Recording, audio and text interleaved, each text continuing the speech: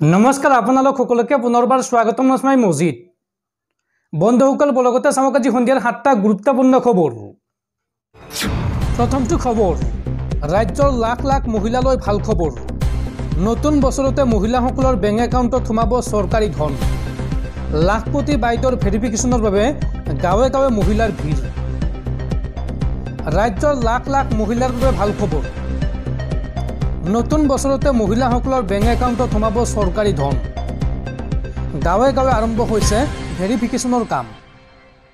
लाखपति हबले लखीमपुरत महिलार ভিৰ। लखीमपुৰৰ बंगालमरार मिरिगाঁৱত भेरिफिकेशনৰ বাবে ভিৰ কৰিছে মহিলাই। বিভাগীয় বিষয়া কৰ্মচাৰীক প্ৰদান কৰিছে যাৱতীয় তথ্যপাতি আৰু এই भेरिफिकेशन শেষ হ'লেই চৰকাৰে প্ৰদান কৰিব ধন। পৰৱৰ্তী খবৰ অসমত পুনৰ গ্ৰেপ্তাৰ বাংলাদেশী নাগৰিক। এইবাৰ কাছাৰৰ কাটিকুৰাত গ্ৰেপ্তাৰ কৰা হৈছে 3 গৰাকী বাংলাদেশী নাগৰিকক। আটক কৰা হৈছে জুমাৰাণী দাস, কৰুণাৰাণী দাস আৰু এজন ব্যক্তিক আটক কৰিছে আৰক্ষীয়ে। 3 জনে বাংলাদেশৰ পৰা আহিছিল ভাৰতলৈ। 3 বাংলাদেশীৰ সৈতে কালাইনৰ পৰা আটক কৰা হৈছে 2টাকৈ দালালক। আৰক্ষীৰ পহৰাৰ সময়ত জালত পৰে এই বাংলাদেশী কেইটা। পৰৱৰ্তী খবৰ এইবাৰ ৰক্তাক্ত হৈ পৰিল হাই সিকিউৰিটিজন দিছপুৰৰ বিধায়ক আবাস। দিছপুৰৰ বিধায়ক আবাসত ভয়ংকৰ মাৰপিটৰ ঘটনা। বিধায়ক বলিন চিতিয়াৰ আবাসত প্ৰচণ্ড মাৰপিট। ব্যক্তিগত সহায়ক সঞ্জীৱ গোহাঁইয়ে প্ৰহাৰ কৰিলে ৰান্ধনীক। ৰান্ধনী সঞ্জীৱ সন্যাসীক প্ৰহাৰ পিএ সঞ্জীৱ গোহাঁইৰ। আৰু এই প্ৰহাৰত গুৰুতৰভাৱে আহত সঞ্জীৱ সন্যাসীক চিকিৎসালয়ত ভৰ্তি কৰোৱা হৈছে। বৰ্তমানো জানিব পৰা হোৱা নাই এই প্ৰহাৰৰ কাৰণ। দৰ্শকসকল আৰু বহুতো গুৰুত্বপূৰ্ণ খবৰ আছে।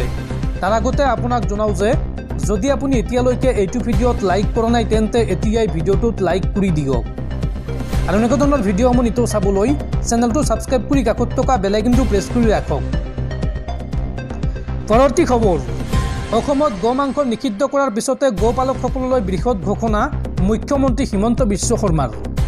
এতিয়াৰ পৰা আপোনাৰ গাই গৰুৱে কেৱল মাইকী পোৱালিহে জন্ম দিব, এই মন্তব্য হিমন্ত বিশ্ব শৰ্মাৰ। গোমাংস নিষিদ্ধৰ মাজতে গোপালকলৈ বৃহৎ ঘোষণা মুখ্যমন্ত্ৰী। এতিয়াৰ পৰা আপোনাৰ গাই গৰুৱে কেৱল মাইকী পোৱালিহে জন্ম দিব। গোপালকসকলক এই সন্দৰ্ভত যোগান ধৰা হ'ব বিশেষ গো প্ৰজনন টিকা। এই টিকা দিয়াৰ পিছতে জন্ম হ'ব কেৱল গাই গৰু। গোমিত্ৰসকলে চলাই আছে এই আঁচনি। আজিৰ দিনটোত গোপালকসকলক লৈ এই বৃহৎ ঘোষণা কৰিছে মুখ্যমন্ত্ৰী ডক্টৰ হিমন্ত বিশ্ব শৰ্মাই। পৰৱৰ্তী খবৰ এইবাৰ উগ্ৰপন্থীয়ে দখল কৰিলে চিৰিয়া। আল্লাহু আকবাৰ ধ্বনি দি চিৰিয়াৰ ৰাষ্ট্ৰপতিৰ গাদী দখল কৰিলে হাজাৰ হাজাৰ বিদ্ৰোহীয়ে। চিৰিয়া স্বাধীন বুলি ঘোষণা কৰিলে বিদ্ৰোহীয়ে। আল্লাহু আকবাৰ ধ্বনি দি এইবাৰ ৰাষ্ট্ৰপতিৰ গাদী দখল কৰিলে বিদ্ৰোহীয়ে। বিদ্ৰোহীয়ে দখল কৰিলে চিৰিয়াৰ ৰাষ্ট্ৰপতিৰ গাদী। চিৰিয়া এৰি পলায়ন কৰিলে ৰাষ্ট্ৰপতি বাছাৰ আল আছাদে। চিৰিয়াত ৰাষ্ট্ৰপতিৰ ক্ষমতা অন্ত পৰিল বুলি ঘোষণা বিদ্ৰোহী আৰু সেনাৰ। বিগত 11 দিন ধৰি চিৰিয়াত চলি আছিল বিদ্ৰোহীৰ ভয়ানক প্ৰতিবাদ। চিৰিয়াৰ ৰাষ্ট্ৰপতিৰ ভৱন ঘেৰাও কৰি প্ৰৱেশ কৰে বিদ্ৰোহী। আৰু ঘটনা ভয়ংকৰ দেখি দেশ এৰি পলায়ন বাছাৰ আল আছাদৰ। বিদ্ৰোহী আৰু সেনাৰ মাজত সৃষ্টি হৈছিল ভয়ংকৰ সংঘাত। আৰু বিদ্ৰোহীয়ে দেওবাৰে দখল কৰে চিৰিয়াৰ ৰাজধানী ডামাস্কাছ। ৰাষ্ট্ৰপতিৰ পলায়নৰ পিছতে ক্ষমতা পালে বিদ্ৰোহীয়ে। দেশ চলোৱাৰ ক্ষমতা লাভ কৰাৰ পিছতে এতিয়া আনন্দিত হৈ পৰিছে বিদ্ৰোহীসকল। উল্লেখযোগ্য যে ইতিমধ্যে চিৰিয়াৰ বহু চহৰ দখল কৰিছে বিদ্ৰোহীয়ে আৰু দেশ এৰি পলায়ন কৰিছে চিৰিয়াৰ ৰাষ্ট্ৰপতিয়ে। পৰৱৰ্তী খবৰ অসমত গোমাংস নিষিদ্ধ কৰাক লৈ এইবাৰ অসন্তুষ্ট হৈ পৰিছে বিজেপিৰ মিত্ৰ দল অগপৰ জ্যেষ্ঠ নেতা। দলৰ মাজত আলোচনা নকৰাকৈ লোৱা হৈছে এই সিদ্ধান্ত। এয়া অগপ দলৰ সিদ্ধান্ত নহয়, এই স্পষ্টীকৰণ এজিপিৰ। গোমাংস বিৰোধী সিদ্ধান্তক লৈ জ্যেষ্ঠ অগপ নেতাৰ অসন্তুষ্টি। অগপৰ সৈতে আলোচনা নোহোৱাকৈ এই সিদ্ধান্ত লৈছে বিজেপি চৰকাৰে।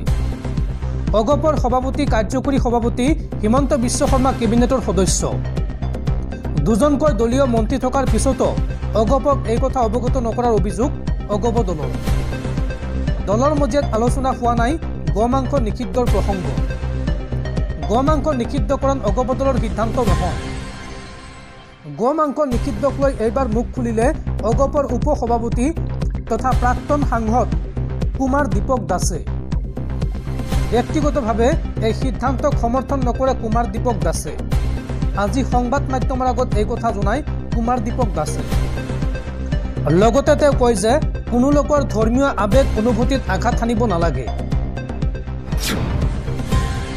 পৰৱৰ্তী খবৰ, দেশৰ ক্ৰীড়াপ্ৰেমীলৈ বেয়া খবৰ। 19 অনূৰ্ধ্ব এছিয়া কাপৰ ফাইনেলত বাংলাদেশৰ হাতত পৰাস্ত ভাৰত। 59 ৰানত বাংলাদেশৰ বিৰুদ্ধে পৰাজয় টিম ইণ্ডিয়াৰ। পৰৱৰ্তী খবৰ, বিজেপিৰ ৱাশ্বিং মেচিনত নিকা হ'ল অজিত পাৱাৰ। ক্লিন চিট পালে 1000 কোটিৰ কেলেংকাৰীত। বিজেপিৰ মহিমা অপাৰ। বিজেপিৰ বন্ধু হ'লে মাপ 7 খুন। মহাৰাষ্ট্ৰৰ উপ মুখ্যমন্ত্ৰী হিচাপে শপত গ্ৰহণ কৰাৰ এদিন পাছতে অজিত পাৱাৰক ক্লিন চিট প্ৰদান কৰিলে আয়কৰ বিভাগে। 1000 কোটি টকীয়া বেনামী সম্পত্তিৰ অভিযোগত অজিত পাৱাৰক ক্লিন চিট প্ৰদান কৰিছে কেন্দ্ৰীয় আয়কৰ বিভাগে। 2021 চনৰ কথা। আয়কৰ বিভাগে জব্দ কৰিছিল অজিত পাৱাৰৰ প্ৰায় 1000 কোটি টকাৰ সম্পত্তি আৰু তাৰ পিছতে চলিছিল তদন্ত। কিন্তু যোৱা বৃহস্পতিবাৰে মহাৰাষ্ট্ৰৰ মুখ্যমন্ত্ৰীৰূপে শপত গ্ৰহণ কৰাৰ পাছত অজিত পাৱাৰক ক্লিন চিট দিছে আয়কৰ বিভাগে। এই গোচৰৰ পৰা মুক্ত হৈ অজিত পাৱাৰে কয় যে সদায় অভিযোগ উঠিলেই সঁচা বুলি ভাবিব নালাগে। উল্লেখযোগ্য যে এই গোচৰত ক্লিন চিট পোৱাৰ পিছতেই জব্দকৃত সম্পত্তি ঘূৰাই দিয়া হৈছে অজিত পাৱাৰৰ পৰিয়ালক।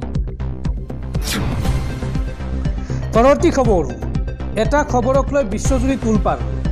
দেশ এৰি পলায়নৰ সময়তে বিমান দুৰ্ঘটনা চিৰিয়াৰ ৰাষ্ট্ৰপতিৰ। চিৰিয়াৰ গভীৰ ৰাজনৈতিক সংকটৰ মাজতে ডাঙৰ খবৰ পোহৰলৈ আহিছে। দাবী কৰা হৈছে যে চিৰিয়াৰ ৰাষ্ট্ৰপতি বাছাৰ আল আছাদে দেশ এৰি পলায়ন কৰাৰ সময়তে বিমান দুৰ্ঘটনাগ্ৰস্ত হৈছে।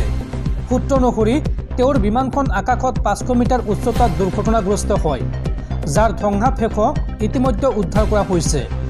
সামাজিক মাধ্যমত বৰ্তমান ভাইৰেল হৈ পৰা মতে পৰিয়ালসহ দেশ এৰি পলায়নৰ সময়তে মাজবাটত বিমানখন দুৰ্ঘটনাগ্ৰস্ত হয় বাছাৰ আল আছাদৰ।